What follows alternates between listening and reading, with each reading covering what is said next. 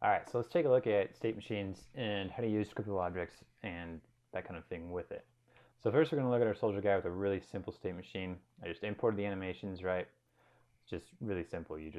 They just come with the FBX or the Maya file. You just set up your clips here, and then when you hit apply, they make these little animation clip objects.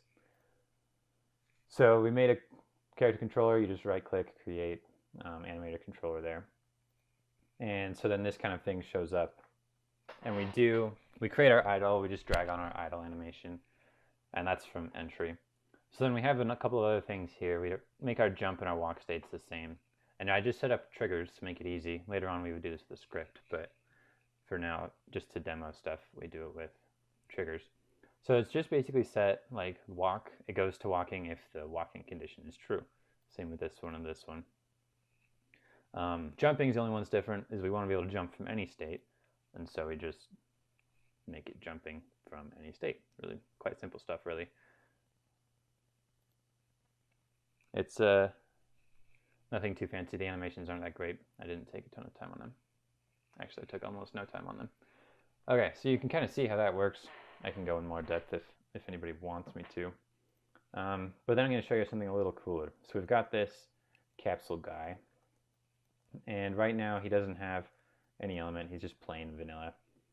I set up all of these things the same way, right? Just have the same conditions, just triggers. But then I also used a couple of scripts later on. It's this guy named RoboRyanTron, Unite 2017 scripts. I'll put a link wherever. And you just use a couple of these, and it helps make it work really well.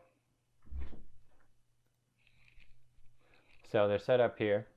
You can see when you add a behavior, you just make a new script, and it'll show up something like this, right? It'll give you all the green here. If you open Visual Studio, it's a different color elsewhere. So then I just uncommented the on exit state, right, for this one. And all we're doing to use the RoboRyanTron's events is just add this on here and then create a public game event, and then we're event.raise. So that's just calling the event, right? So events are pretty nifty little things. You've got them. You've got the calling it here. They're like action calls, kind of. So we go over here. We've got our earth thing, and we've got earth off. I'll just show you how I set up first, then show you how it works. So we've got earth, got on enter and on exit behavior. So when it goes into this state, it's going to call earth, right? And when it exits the state, it's going to do earth off. And then another key code, I just set up a really simple script called attack behavior. It's looking for this on state update. So every time you're in that state, it's looking for it on an update function. And we're just looking for space key code, just something real simple. So when it hits space, it's going to call this attack behavior. All right. So we're going to look over. We just drag on the various events to whatever it needs to be on. Then we go over here to rock staff. So I want that to turn on when we go to the earth state. So what I do is you just add a new component, game event listener here. All right. And you just drag on what you want to happen. All right. So they can adjust a ton of stuff, right? All this stuff is built into Unity, and the scripts from RyanRoboTron just let us to access all of this cool stuff. I don't exactly know what everything does, but it can all potentially be useful. Right now I'm using setActive to just show how this works. So we just drag the rocks on there, so we want to turn them on when we enter the earth state. So we're looking for the earth event here, right? That we're calling from here. We're calling the earth event, and then we're listening here to the earth event. And then we simply just turn on setActive, right? And it's the same thing here, but earth off and turning it off. So let me show you that in action. We start off with nothing, and then we click earth here. We go to the earth event, and we have the rocks floating around, which is really kind of cool. And then simply, now that we're in the earth state, is checking for that space key code, right? So we hit space, and then we do the earth shatter, which is really pretty neat. So then say we want to switch over to fire. We just simply click the fire one, and now we're a fire element. And we do the same thing. We now have a space with a fire attack. Same thing with any of them, really. With air. Then the cool thing is, I don't have ice effects right now for the staff. But we click ice, we're in there. There's nothing on it. Oh, no big deal. It's not caring. Doesn't matter.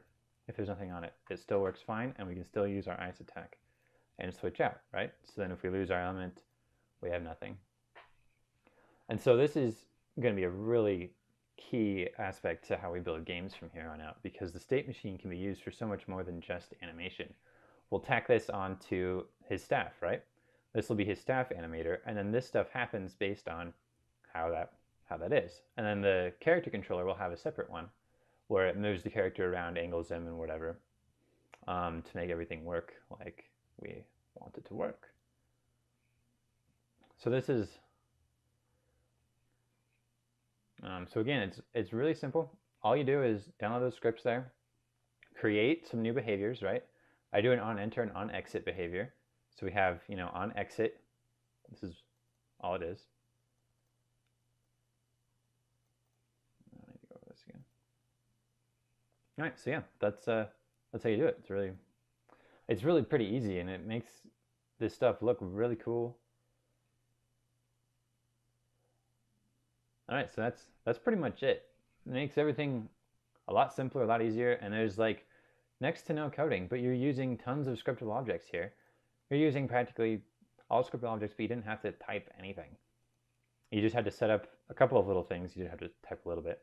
There's a couple of simple event things, and maybe a simple script like this to get the specific objects to do what you want. But almost next to no coding to make all this work, and it works really well. Like, it's really light, and it'll just be a great asset to building games from here on out. So yeah, thanks for watching. See you later.